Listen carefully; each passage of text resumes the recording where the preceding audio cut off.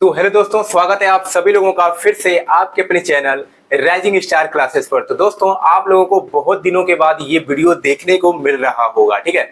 इसका देखिए ये कारण था कि मेरा क्या चल रहा था, एग्जाम चल रहा था, ठीक है। लेकिन अब जो पेपर है ये समाप्त हो चुका है और अब आपकी जो पढ़ाई है ये रेगुलर चलेगी। और मैंने कहा है कि आपका सिलेबस मैं कंप्लीट कराऊंगा तो ये करके ही रहूंगा, ठीक है। तो देखिए, इससे पहले हमने क्या पढ़ा था, अनंत विस्तार की एक समान आवेशित तार के निकट वैद्युत क्षेत्र की तीव्रता का क्या व्यंजक होता है, उसको हम लोग प्रूव किए थे, ठीक है। अब इसमें क्या करना है, अनंत विस्तार की एक समान आवेशित समतल चादर के निकट वैद्युत क्षेत्र की तीव्रता हमें ज्ञात करना है, यानी इसका डेरिवेशन प्रूव करना है। इसमें क्या करना है कि एक समतल चादर रहेगा, चादर का मतलब एक पृष्ठ रहता है, ठीक है, समतल पृष्ठ। इस समतल पृष्ठ पर एक समान रूप से आवेश क्या है, तो आवेशित है। जैसा कि देख सकते हैं इस समतल चादर पे धन आवेश क्या है, इस पे दिखाया गया है, यानी ये धनावेशित है। अब क्या करना है, इसी के कारण इससे कुछ दूरी पर हमें क्या करना है, वैद्युत क्षेत्र की तीव्रता ज्ञात करनी है। तो हम लोग कौन सा चैप्टर पढ़ रहे हैं, वैद्युत फ्लक्स पढ़ रहे हैं, ठीक है। इतना समझ में आ गया होगा। अब हमें क्या करना है कि बिंदु P पर वैद्युत क्षेत्र की तीव्रता ज्ञात करनी है। तो देखिए यही चीज यहाँ पर हमने लिखा हुआ है। अगर आप ये हिंदी भी लिख करके आते हैं पेपर में तो आपको पूरे के पूरे अंक मिलेंगे, इसलिए मैंने ये सब चीजें लिखा हुआ है। माना अनंत विस्तार की एक समतल चादर पर धनावेश एक समान रूप से वितरित है, जैसा कि फिगर में दिख रहा है, जिसका पृष्ठीय आवेश घनत्व सिग्मा है, ठीक है। इसको सिग्मा कहते हैं। पृष्ठीय आवेश घनत्व का मतलब होता है आवेश बटे एरिया, यानी प्रति एकांक क्षेत्रफल पे कितना आवेश उपस्थित है वही क्या कहलाता है, तो पृष्ठीय आवेश घनत्व कहलाता है। इसका भी फॉर्मूला यूज होगा, सिग्मा बराबर क्या हो जाएगा, तो Q/A हो जाएगा। फिर आगे लिखना है कि आवेशित चादर से आर पार होकर गुजरने वाली 2r लंबाई तथा a अनुप्रस्थ काट के क्षेत्रफल वाले एक काल्पनिक बेलनाकार गॉसियन पृष्ठ खींचते हैं जो बिंदु P व P' से होकर गुजरता है। यानी बोला गया है कि इसकी चारों तरफ हम एक बेलनाकार गॉसियन पृष्ठ खींचते हैं जिसकी लंबाई कितना है, 2r है। यहां से यहां r होगा और यहां से यहां r होगा, तो पूरी लंबाई कितना हो गया, तो 2r हो गया। और बिंदु P और बिंदु P' से होकर गुजरता है, ठीक है। अगर यहां पर हम इसको मिलाएं तो क्या बनेगा, तो यहां पर देखिए, यहां पर इसका एक अक्ष हो जाएगा, ठीक है। ये इसका क्या हो जाएगा, तो अक्ष हो जाएगा। तो ये क्या हो गया, इसका अक्ष हो गया, यानी यहां तक।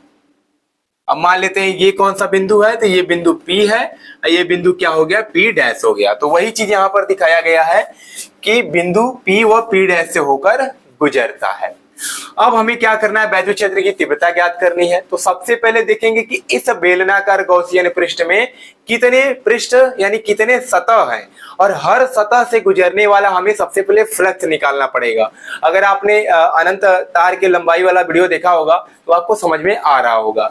तो यहाँ पर देख सकते हैं एक ये समतल है, मान लेते हैं ये कौन सा पृष्ठ है, तो इसको मान लेते हैं ये S1 पृष्ठ है। एक ये पृष्ठ है, इसको मान लेते हैं S2 पृष्ठ है। और ये एक वक्राकार पृष्ठ आपको दिखाई दे रहा होगा, इसको मान लेते हैं कि ये S3 पृष्ठ है, ठीक है। दो वृत्ताकार पृष्ठ है और एक क्या है, तो वक्राकार पृष्ठ है।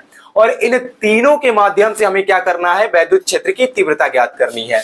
तो सबसे पहले हम क्या करते हैं, S1 से ज्ञात करते हैं। तो क्या लिखेंगे कि समतल पृष्ठ S1 से गुजरने वाला वैद्युत फ्लक्स, ठीक है, क्या हो जाएगा,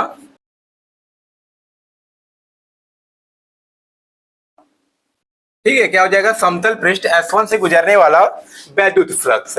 लेकिन हम डायरेक्ट S1 से गुजरने वाला वैद्युत फ्लक्स नहीं निकालेंगे, क्योंकि फ्लक्स जब भी निकाला जाता है सबसे पहले सूक्ष्म क्षेत्रफल से निकलता है, उसके बाद संपूर्ण पृष्ठ से निकलता है। यानी S1 से निकालने से पहले हमें क्या करना होगा, यहाँ पर एक एरिया लेना पड़ेगा, छोटा सा भाग लेना पड़ेगा, और सबसे पहले इस एरिया से गुजरने वाला फ्लक्स निकालना पड़ेगा। अब मान लेते हैं ये जो एरिया है इसको क्या कहेंगे, DA कहेंगे। पूरा क्षेत्रफल A से निकालते हैं तो छोटा सा अगर उसका भाग लेंगे तो D लगा देते हैं। D का मतलब ये होता है सूक्ष्म, तो DA हो जाएगा, ठीक है।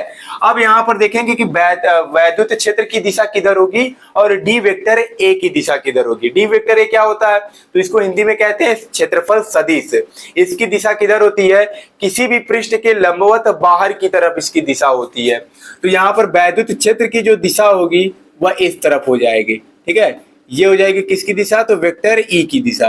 और डी वेक्टर ई की दिशा भी हमने कहा ना कि इसके पृष्ठ के लंबवत बाहर की तरफ, तो पृष्ठ के लंबवत बाहर की तरफ, तो ये हमें किस पृष्ठ से निकालना है, तो वृत्ताकार पृष्ठ से निकालना है। तो वृत्ताकार पृष्ठ के लंबवत बाहर की तरफ, यानी इसकी भी दिशा किधर हो जाएगी, इधर की ही तरफ हो जाएगी, यानी इसकी भी दिशा वैद्युत क्षेत्र की ही दिशा में प्राप्त होगा। अब कहेंगे सर लंबवत बाहर की तरफ तो ऊपर भी हो सकता है, लेकिन बच्चों ऊपर कैसे होगा, हम पृष्ठ कौन सा ले रहे हैं, वृत्ताकार पृष्ठ ले रहे हैं, तो वृत्ताकार पृष्ठ का यही तो एक भाग है बाहर का, ऊपर तो जगह ही नहीं है, ठीक है, वो तो वक्राकार पृष्ठ का ऊपर वाला भाग कहलाएगा ना बाहर की तरफ। तो ये क्या हो जाएगा, दोनों एक ही दिशा में हो जाएगा।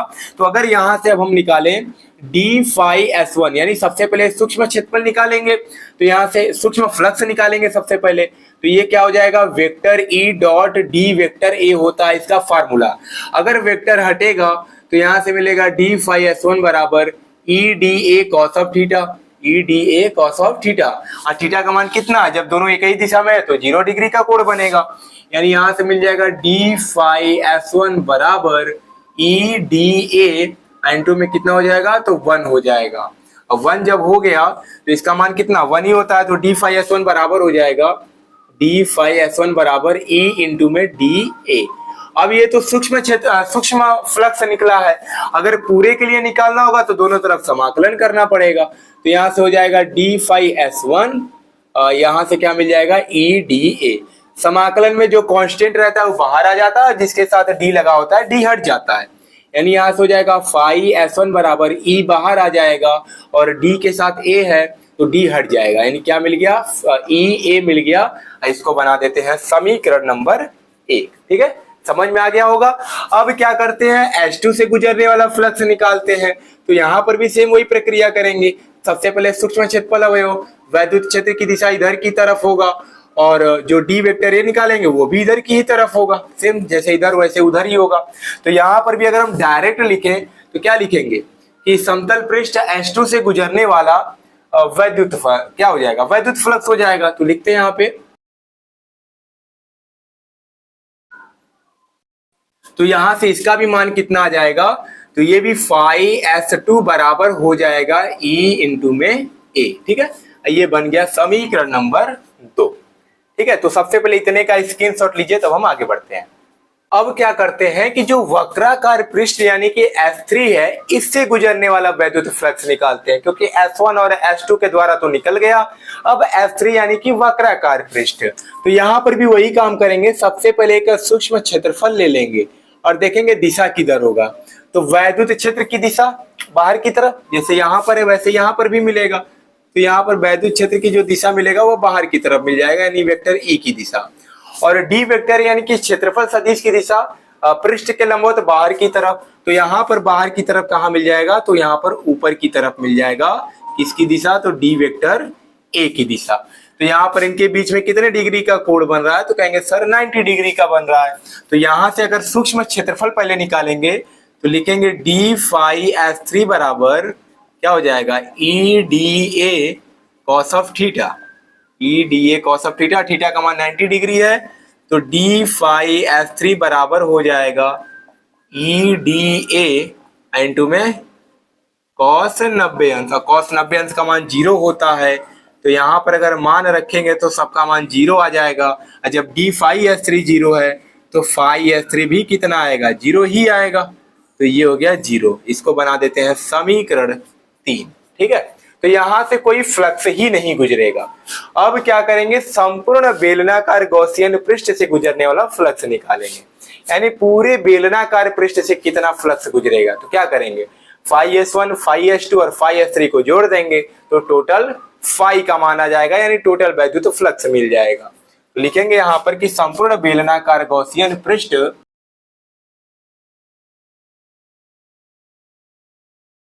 तो क्या हो जाएगा यहाँ पर, तो यहां से फाई बराबर मिल जाएगा, ठीक है, फाई बराबर phi S one plus phi S two plus क्या हो जाएगा, फाई एस थ्री हो जाएगा।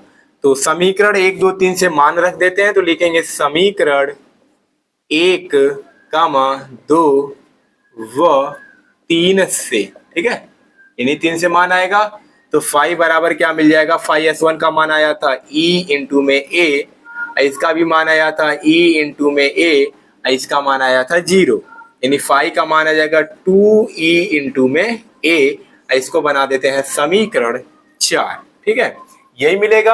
अब इसके बाद लिखेंगे गॉस के प्रमेय से, जैसे तार वाले में हमने किया था सेम वही चीज यहाँ पर भी करना है। तो गॉस के प्रमेय से क्या हो जाएगा, ठीक है, लिखेंगे गॉस के प्रमेय से। गॉस का प्रमेय क्या होता है, तो फाई ई, यहाँ पे फाई ई से दिखा देते हैं क्योंकि वैद्युत क्षेत्र के लिए निकाल रहे हैं तो फाई ई ही रहेगा। गॉस के प्रमेय से, गॉस का प्रमेय क्या होता है, तो फाई ई बराबर होता है Q अपॉन एप्सिलॉन नॉट। ठीक है, अब यहाँ पे हमें Q नहीं रखना है, पृष्ठीय आवेश घनत्व की बात हो रही है तो Q हटाना पड़ेगा। तो चूंकि हम जानते हैं कि सिग्मा बराबर होता है Q अपान A, तो अगर यहां से हम Q का मान निकालें तो क्या हो जाएगा, Q बराबर हो जाएगा सिग्मा इंटू में A। अब Q का मान यहां रख देते हैं तो फाई E बराबर हो जाएगा कितना, सिग्मा इंटू में A अपान हो जाएगा एप्सिलॉन नॉट, इसको बना देते हैं समीकरण 5। अब समीकरण 4 व 5 से देखिए फाई ई बराबर है तो दोनों का राइट साइड भी क्या होगा, बराबर हो जाएगा। तो लिखेंगे समीकरण 4 व 5 से, ठीक है, बहुत इजी है। समीकरण 4 व 5 से 2EA बराबर हो जाएगा सिग्मा इंटू में A upon epsilon not. A से A कट जाएगा तो E बराबर क्या हो जाएगा, 2 नीचे चला जाएगा, यानी E बराबर हो जाएगा सिग्मा अपान 2 एप्सिलॉन नॉट। और यही क्या होता है, तो फार्मूला होता है वैद्युत क्षेत्र का समतल चादर के निकट। ठीक है, तो बहुत ही ज्यादा इंपॉर्टेंट डेरिवेशन है। अगर आपको किसी स्टेप पर नहीं समझ में आया है तो वीडियो पीछे करके देखिए। और अब से आपकी जो रेगुलर क्लासेस हैं ये स्टार्ट हो गई हैं, तो अब आप पढ़ना स्टार्ट कर दीजिए, क्योंकि देखिए 12th बोर्ड का जो पेपर होता है थोड़ा डिफिकल्ट होता है और आप पढ़ेंगे तभी अच्छे नंबर लेकर के आ पाएंगे। तो चलिए मिलते हैं नेक्स्ट वीडियो में एक नए टॉपिक के साथ, तब तक के लिए धन्यवाद।